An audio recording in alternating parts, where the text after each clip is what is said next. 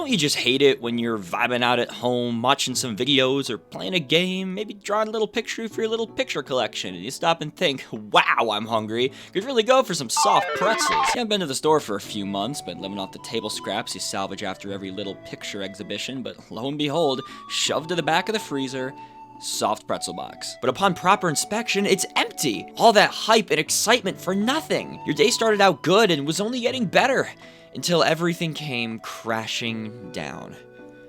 Or maybe at that very moment a man busts into your house and beats the shit out of you. So in your quest for revenge, you travel off planet only to be told your entire life was a lie and everything is a computer simulation. You and your motley crew of friends, most of which had their character arcs completed hours ago, head off to kill God. We've all been there, right? No? What do you mean, no? You stupid mother rat bastard son of a bitch! Don't you know who you're talking to? I play a lot of JRPGs. I play more than most, and boy, let me tell you, it has greatly impacted my view on women. But in any pursuit of lowball entertainment, you're bound to come across stuff that's actually good. So you invest attention, time, emotion, something you probably aren't doing with a lot of the real people in your life, only to have that excitement all come to a screeching halt when it happens. The collapse. The proverbial JRPG dick snap. Something you see a lot, even in regards to games held in very high esteem, is a back half that completely drops the ball. A story that ends with a weird conclusion, a change in production value or structure, gameplay that runs dry and drags down the final act. There's a baker's dozen and then some reasons as to why a game wouldn't be able to maintain its momentum through the full run. So today I've curated a list of JRPGs I feel fit the bill quite snug, and much like my gallery of tiny pictures, it's quite a small collection. This is the cream of the crop, the apple in the eye of the so-called dick snap, the ball stretcher of JRPGs. Xenogears is regarded as one of the greatest games ever made, and that absolutely blows my mind considering it isn't even close to being complete. As the first title by the devs who would eventually become Monolith Soft, Xenogears was poorly managed. The entire back half of this adventure plays out in the form of a slideshow cutscene thing. This isn't necessarily the worst way to tell a story, I have no problems with visual novels and such, but it's important to consider that the rest of the game is indeed not a slideshow cutscene thing, and this is very much extremely abrupt and probably scared the crap out of a lot of kids. It was long believed that the project ran out of money midway through development and they had to switch to this very much worse hands-off experience, but that isn't really the case. In an interview for Xenoblade Chronicles 2, director Tatsuya Takahashi spoke on the development of Xenogears, revealing it to be less of a monetary crisis and more time crunch. The dev team was young and inexperienced, much like the ugly kids they would no doubt scare in the coming months. As deadlines grew closer, it was made very clear that the project wouldn't be complete if they stayed course. So instead of cutting the story short or finishing the plot through an uncertain sequel, they finished the story in the only way time allowed.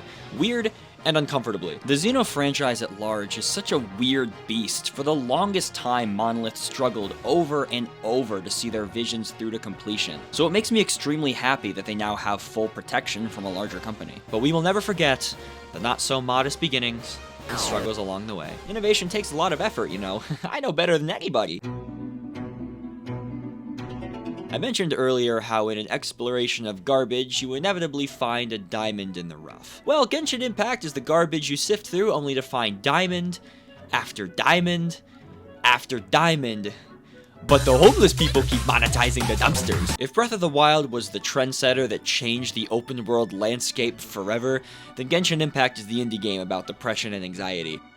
Except everyone is sexy and underage. Objectively speaking, solely from a quality standpoint, Genshin Impact has a lot to offer. The world is huge, filled to the brim with content, and sports a main story that is actually pretty dedicated to its ideas and world. I have played so much Genshin, some of that having been an underage boy myself, and man, let me tell you, the fan base loved that. I kid. Genshin Impact is a pretty cool game.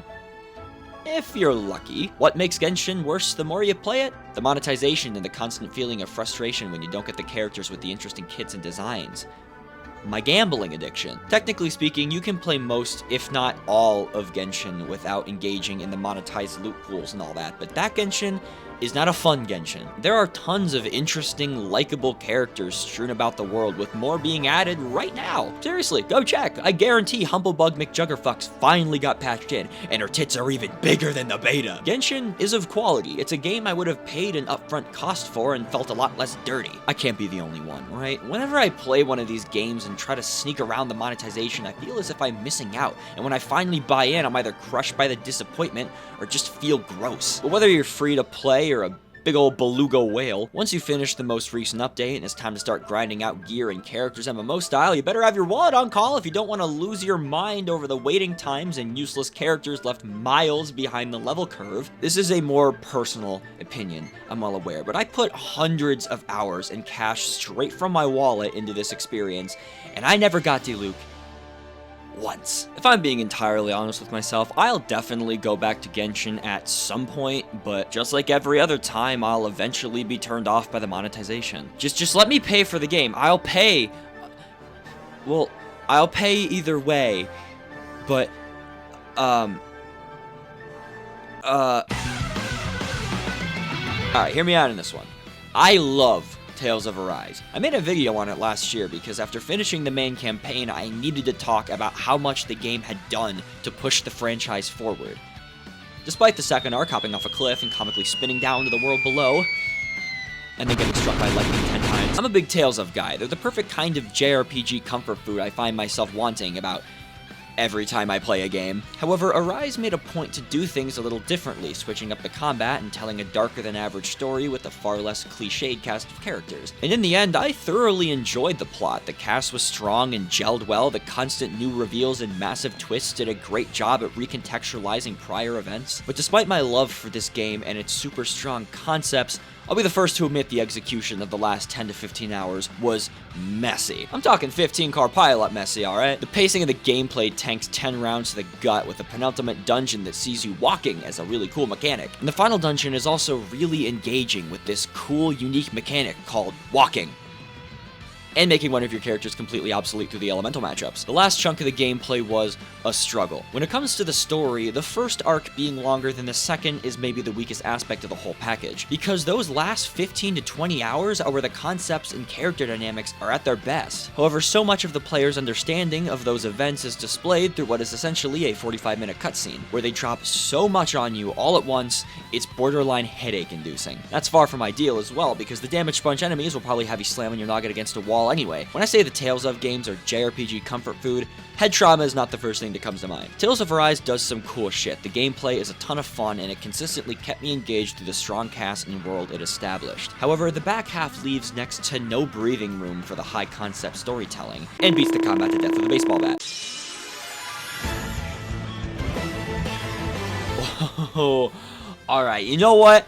I'm pissed about this one, because I'm starting to remember, baby. This game and its never-ending onslaught of reused set pieces, lines of dialogue, fighting the same bosses over and over and over just for the experience to shit the bed for the last 20 hours. Spoiler warnings, kinda. I'm not gonna go deep into the story context as to why this game explodes, both to avoid spoilers and also because I think Bravely Default is actually built upon some really strong ideas, and as an experience is generally a good one. It's just that in regards to the gameplay, it runs out of ideas around the 40 to 50 hour mark, and it took me over 100 to get the true ending. What you then have to sit through is dozens of hours of fighting the same bosses inside the same dungeons, all while the story calls the intelligence of the main characters into question, as they slowly morph into the stupidest, most clueless group of heroes I've ever seen. All of this unfortunately rests on the back of a really cool twist that puts a super interesting spin on the classic Save the Four Crystals plot. But after the game flips its world on its head, it runs for about twice as long as it should. And by the time you reach the final act, the fights require such airtight strategies that most jobs become useless. If the combat hadn't evolved into a handful of jobs using the same strategy for every fight, I would have considered this to be one of, if not the best implementation of a job system in any turn-based RPG I had ever played. And people have the gall to call Bravely Second an unworthy sequel because of the music. You have a sexy French alien in your party. It's the greatest game ever made! Really random side note here, but I love how you, Geniolja, has the stats tailored to a magic user and not a physical attacker. You rarely see main characters with that sort of statistical pull in turn-based RPGs, and I find it really interesting. Anyway, the amount of frustration I felt when I realized just how padded out Bravely Default was is comparable to, I don't know, chemical castration, maybe? Painful and depressing, no doubt, but in a very strange way, I think everyone should try it at least once. It's got a little something for everybody, especially if you're a masochist. Alrighty, let's end on a less visceral, personal vendetta-y sort of note. Breath of Fire is one of the most charming 16-bit RPGs because it barely classifies as one. Pretty much everything about this game screams NES. The 4-letter character names, the menu presentation, the remarkably horrible translation, and most importantly, being nothing more than a simple, light-hearted adventure. Now, it's not without its unique ideas. You can turn into a fish, you can be a furry, you can be a furry, you can be a bird, you can be a furry, you can be a scaly. I really enjoyed my time with Breath of Fire. For as simple as the game realistically is, it's rather well executed, and the charm factor is absolutely there. However, the further you venture into this title, the more certain aspects begin to grate on you. You move very slowly, and in honesty, that only becomes a problem in the last 10 or so hours when the game starts to present you with a lot of open-ended quests and dungeon retreads. Why do I need to walk through this annoying-ass gimmick dungeon twice when the third visit warps me right to the top?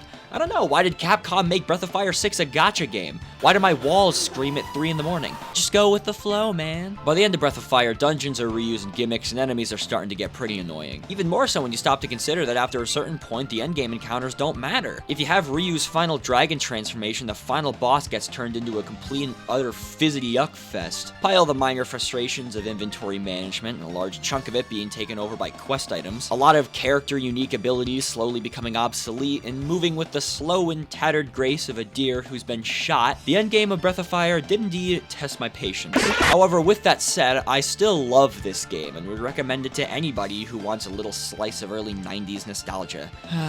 God, I miss being negative 10 years old. Hot takes on the internet are tossed around like cuss words in a middle school cafeteria. And when it comes to negative takes, I find that I almost never agree with them. I am a very positive person, so while the stance is treated as a cop-out by a lot of real critics, most complaints I see are just nitpicks. Now, to be fair, I have a higher tolerance to that kind of thing than most. Despite everything I've said today, I still like all 5 of these games. I've been told before I have the patience of a saint when it comes to children, but I don't really know about that one. Just because I don't kick a toddler doesn't mean I'm not thinking about it. So, my dear viewer, what's the takeaway for this video?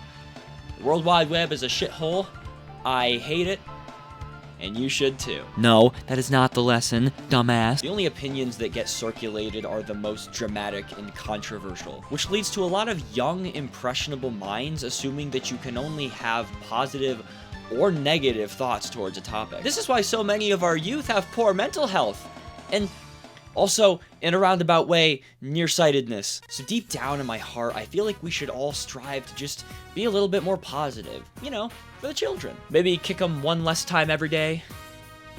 Don't give your 2-year-old a Twitter account. But what can we as adults do for ourselves to lead more positive lives? Well, for starters, maybe instead of dropping last week's paycheck on Zhongling dupes, give it to me instead. Not only am I a textbook charity case, say it with me now, I'm not 14!